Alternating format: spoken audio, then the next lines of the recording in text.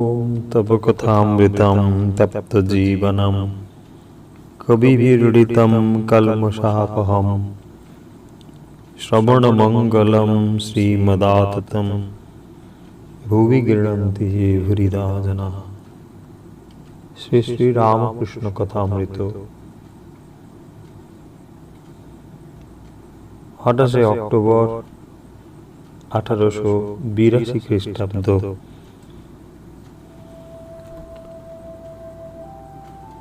उत्सव मंदिरे श्री रामकृष्ण। श्री श्री परमहंसदेव शिथिर ब्राह्म समाज दर्शन करिते आसियाछेन। 28 अक्टोबर इंग्रेजी 1882 ख्रिस्टाब्द शनिवार आश्विन मासेर कृष्णा द्वितीया तिथि। आज एखाने महोत्सव ब्राह्म समाजेर षाण्मासिक, ताई भगवान श्री रामकृष्णेर एखाने निमंत्रण।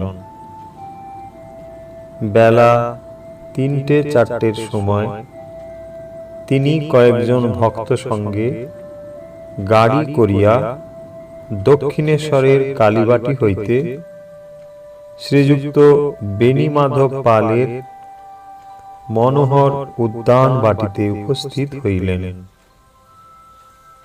এই উদ্যান বাটিতে ব্রাহ্ম সমাজের অধিবেশন হইয়া থাকে। ব্রাহ্ম সমাজকে তিনি বড় ভালোবাসেন। ব্রাহ্ম ভক্তগণ তাকে সাতিশয় ভক্তি শ্রদ্ধা করেন। ইহার পূর্বদিন অর্থাৎ শুক্রবার বৈকালে কত আনন্দ করিতে করিতে সশিষ্য শ্রীযুক্ত কেশবচন্দ্র সেনের সহিত ভাগীরথী বক্ষে কালীবাড়ি হইতে কলিকাতা পর্যন্ত ভক্ত সঙ্গে স্টিমার করিয়া বেড়াইতে আসিয়াছিলেন। সিথি পাইকপাড়ার নিকট, কলিকাতা হইতে 1.5 ক্রোশ উত্তরে। উদ্যান বাটিটি মনোহর বলিয়াছি। স্থানটি অতি নিভৃত, ভগবানের উপাসনার পক্ষে বিশেষ উপযোগী।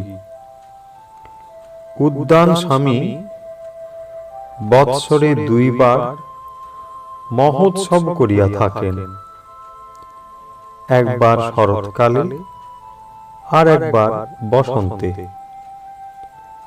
এই মহোৎসব উপলক্ষে তিনি কলিকাতার ও সিথির নিকটবর্তী গ্রামের অনেক ভক্তদিগকে নিমন্ত্রণ করিয়া থাকেন।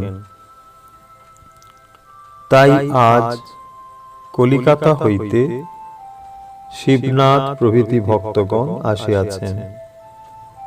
তাহাদের মধ্যে অনেকেই প্রাতঃকালে উপাসনায় যোগদান করিয়াছেন, আবার সন্ধ্যাকালীন উপাসনা হইবে, তাই প্রতীক্ষা করিতেছেন।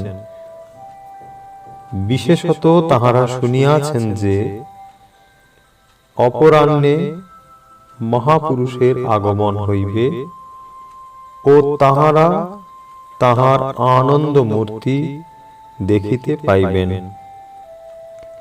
তাহার হৃদয় মুগ্ধকারী কথামৃত পান করিতে পাইবেন। তাহার এই মধুর সংকীর্তন শুনিতে ও দেব দুর্লভ হরি প্রেমময় নৃত্য দেখিতে পাইবেন। অপরাহ্নে বাগানটি বহু লোক সমাকীর্ণ হইয়াছে। কেহ লতা মণ্ডপ ছায়ায় কাষ্ঠাসনে উপবিষ্ট, কেহ বা সুন্দর বাপি তটে বন্ধু সমভিব্যবহারে বিচরণ করিতেছেন। অনেকেই সমাজ গৃহে শ্রীরামকৃষ্ণের আগমন প্রতীক্ষায় পূর্ব হইতেই আসন অধিকার করিয়া বসিয়া আছেন। উদ্যানের প্রবেশদ্বারে পানের দোকান। প্রবেশ করিয়া বোধ হয় যেন পূজা বাড়ি রাত্রিকালে যাত্রা হইবে। চতুর্দিক আনন্দে পরিপূর্ণ। শরতের নীল আকাশে আনন্দ প্রতিভাসিত হইতেছে। উদ্যানের বৃক্ষলতা গুল্ম মধ্যে প্রভাত হইতে আনন্দের সমীরণ বহিতেছে। আকাশ, জীবজন্তু, বৃক্ষলতা যেন এক তানে গান করিতেছে। আজি কি হরস সমীর বহে প্রাণে, ভগবৎ মঙ্গল কিরণে। সকলেই যেন ভগবৎ দর্শন পিপাসু। এমন সময় শ্রী শ্রী পরমহংসদেবের গাড়ি সমাজ গৃহের সম্মুখে উপস্থিত হইল। সকলেই গাত্রোত্থান করিয়া মহাপুরুষের অভ্যর্থনা করিতেছেন। তিনি আসিয়াছেন, চারিদিকের লোক তাহাকে মণ্ডলাকারে ঘেরিতেছে। সমাজ গৃহের প্রধান প্রকোষ্ঠ মধ্যে বেদী রচনা হইয়াছে। সে স্থান লোকে পরিপূর্ণ। সম্মুখে দালান, সেখানে পরমহংসদেব সমাসীন, সেখানেও লোক। আর দালানের দুই পার্শ্বস্থিত দুই ঘর, সে ঘরেও লোক।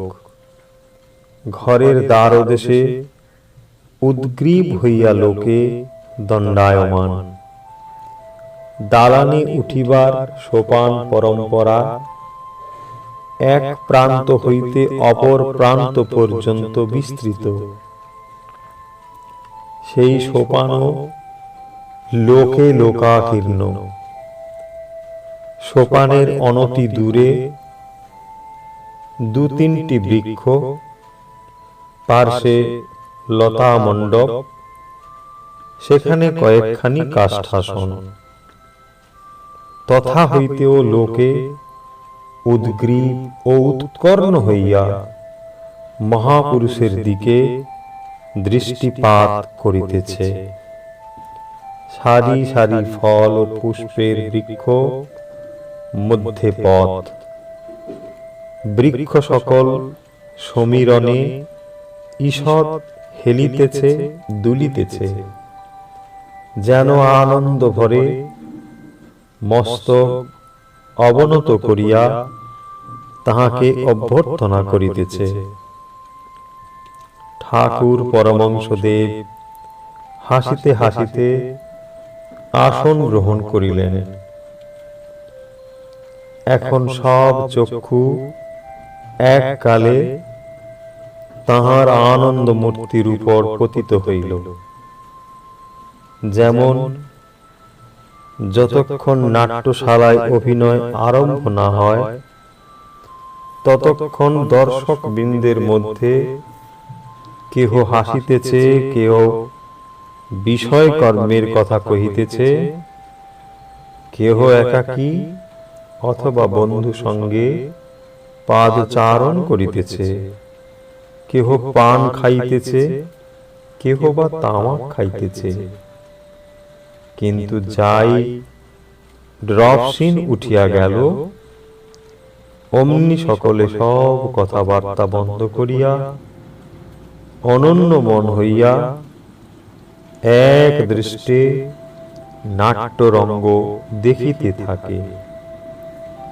অথবা যেমন নানা পুষ্প পরিভ্রমণকারী ষটপদবৃন্দ পদ্মের সন্ধান পাইলে অন্য কুসুম ত্যাগ করিয়া পদ্মমধু পান করিতে ছুটিয়া আসে। ওম নিরঞ্জনম নিত্যম অনন্তরূপম ভক্তানুকম্পাদিত বিগ্রহং বৈ ঈশাবতারং পরমেশমিত্যম তম রামকৃষ্ণম শিরসা নমামি।